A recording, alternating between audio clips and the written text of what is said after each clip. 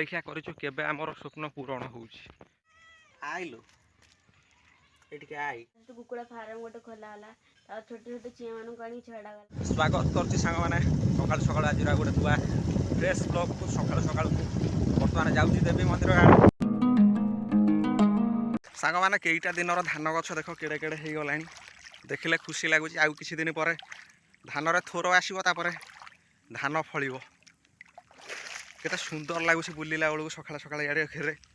ଆଗରୁ ସାଙ୍ଗମାନେ ବିଲବାଡ଼ିକି ଆସିବା ପାଇଁ ମୁଁ ଭଲ ପାଉନଥିଲି, ଆଉ ଏବେ ଧୀରେ ଧୀରେ ଅଭ୍ୟାସ ହେଇଗଲାଣି। ବିଲବାଡ଼ିକି ଆସିକି ଘେରେ ବୁଲି ଆସିଲେ ଟିକେ ଭଲ ଲାଗେ। ଆଉ ଖୁସି ଖବର ଆସିଗଲା ମଦୁଆଙ୍କ ପାଇଁ।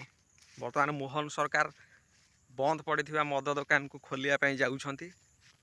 ମଦୁଆମାନେ ବହୁତ ଖୁସି ହେବେ। ସାଙ୍ଗମାନେ ମଦୁଆମାନେ ସିନା ଖୁସି ହେଇଗଲେ ତାଙ୍କ ଯୋଜନା ଶୁଣିକି, ତ ଆମ ମନ ଦୁଃଖ, କାରଣ ଆମେ ଦେଖିଥିବା ସ୍ୱପ୍ନ ଆଜି ପର୍ଯ୍ୟନ୍ତ ପୂରଣ ହେଇପାରିଲା ନାହିଁ। କ'ଣ କରିବା ଦେଖାଯାଉ। ଅପେକ୍ଷା କରିଛୁ କେବେ ଆମର ସ୍ୱପ୍ନ ପୂରଣ ହେଉଛି, କେବେ ଆମ ସ୍ୱପ୍ନକୁ ବିଜେପି ସରକାର ପୂରଣ କରୁଛି। କେତେ ସୁନ୍ଦର ଖୋଲାମେଲା ଜାଗାରେ ଦେଖ, ମଦ ପିଇକି ମଦୁଆ ବୋଟଲ ଏଠି ଭାଙ୍ଗିକି କାଚ ପକେଇ କ'ଣ କରିଛନ୍ତି। ଶଳା କ'ଣ କରିବ ଏ ମଦୁଆ ଗୋଷ୍ଠୀ, ଭାରି ଭୟଙ୍କର ଗୋଷ୍ଠୀ। ମାନେ ମଦ ଟିକେ ହେବ ମାନେ ସିଏ ସବୁକିଛି ଭୁଲିଯିବେ। ଛୁଆ ପିଲା ମାଇପ ସଂସାର କେହି ନୁହଁ କାହାର। ପୁଣି ତାଙ୍କ ପାଇଁ ଗଭର୍ଣ୍ଣମେଣ୍ଟ ନୂଆ ନୂଆ ମଦ ଯୋଜନା ଆରମ୍ଭ କରୁଛି। ଆଉ ବର୍ତ୍ତମାନ ଡୋଗୁ ଆସିକି ପହଞ୍ଚି ସାରିଛି। ଆଉ ଇଏ ହେଉଛି ଆମ ପୁଷିର ଛୁଆ। ଆ ଭାଇ ଅଣ୍ଡିଆ ଗୋଟେ ଅଛି, ସେଟା ଯାଇଛି ଗେଲୁ ଘର ଆଡ଼େ। ଏଇ ଏଠିକି ଆ ଡୋଗୁ, ଆ ଏଠିକି ଆଇଲୁ, ଏଠିକି ଆଇ, ଏଠି ଟିକେ ଦେଖା ଦେଇଦେ। ସୁନ୍ଦର ମୁହଁଟାକୁ ଟିକେ ଦେଖେଇ ଦେ ସମସ୍ତଙ୍କୁ। ଲୋଗୋ ରୋଗୋ ଡୋଗୋ ଡୋଗୋ ଡୋଗୋ ଡୋଗୋ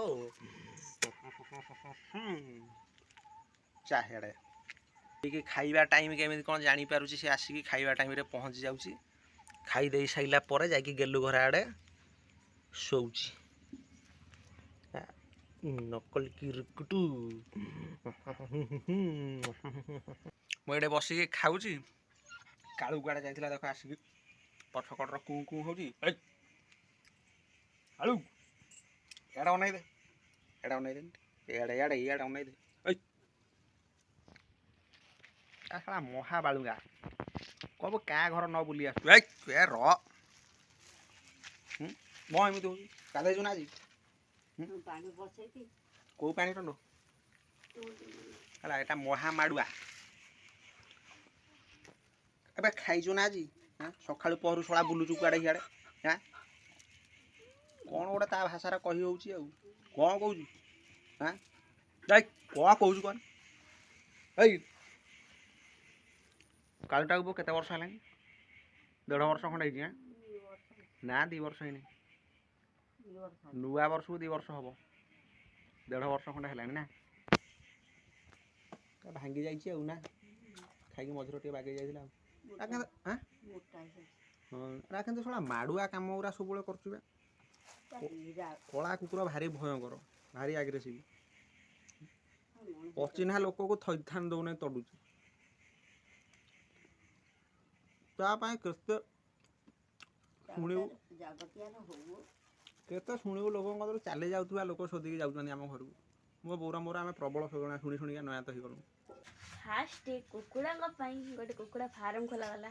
ମାନେ ମୁଁ କହୁଛି କେମିତି କ'ଣ ଲେଖିନି। ଫାଷ୍ଟ କୁକୁଡ଼ା ଫାର୍ମ ଗୋଟେ ଖୋଲା ହେଲା, ଆଉ ଛୋଟ ଛୋଟ ଚିଆଁ ମାନଙ୍କୁ ଆଣିକି ଛଡ଼ାଗଲା। ତାଙ୍କୁ ହେଉଛି ଯତ୍ନ ନିଆଗଲା, ତାଙ୍କୁ ଖାଇବାକୁ ଦାନା ଆଉ ସଫିସିଏଣ୍ଟ ପାଣି, ଆଉ ସିଏ ଝାଡ଼ା ବସିବେ ବୋଲି ତାମାନେ ଗୋଟେ ପଡ଼ିଆ ଚାରିପଟେ ଜାଲି ବିଛାଇଛି। ନହେଲେ ପଳେଇବେ କି ନେଇକି ଖାଇଦେବନି ନା, ସେଥିଲାଗି ଜାଲି ବିଛାଇଲେନି। ତାପରେ ତାଙ୍କୁ ଯେଉଁ କୁକୁଡ଼ା ରୋଗ ହେବ ବୋଲି ତାଙ୍କ ନେଇକି ହେଉଛି ଇଞ୍ଜେକ୍ସନ୍ ଆଣି ରଖିଦେନି। ଆଉ ହେଉଛି ତାଙ୍କ ଔଷଧ ତାଙ୍କ ଖାଇବାରେ ଗୁଳେଇ ଦେଇଦେନି। ତାପରେ ଏତିକି ଲେଖିଦେନି, ଟାଇମ୍ ସରିଗଲା। ବର୍ଷା ସାଙ୍ଗମାନେ ଇଆଡ଼େ ଉଠେଇଲାଣି। ଆଉ ଇଏ ବର୍ଷା କ'ଣ ଏ ବର୍ଷ ଏମିତି ହେଉଛି? ଘର ଦ୍ୱାରା ପାଣି ବାହାରି ପଡ଼ିଲାଣି। ଇଏ ଆଉ ରଖେଇ ଥୋଇ ଦେବ ନାହିଁ ଆମମାନଙ୍କୁ। ଏଇଥର ଯେଉଁ ଲଘୁଚାପ ଆସୁଛି, ସେଇ ଲଘୁଚାପରେ ମୋତେ ଲାଗୁଛି ଆମ ଚାଳ ଘରଟା ଭାଙ୍ଗିଯିବ।